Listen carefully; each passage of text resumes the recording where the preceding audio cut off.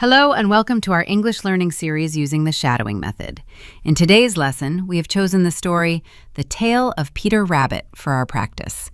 During this lesson, you will listen carefully and practice shadowing, and you will also learn the meanings of the key vocabulary used in the story. Take your time, listen closely, and repeat naturally. Now, let's begin. Listen carefully, repeat after me.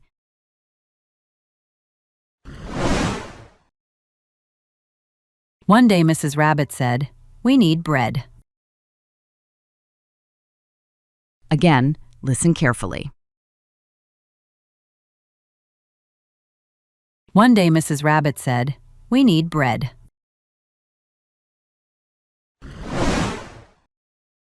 Now, your turn.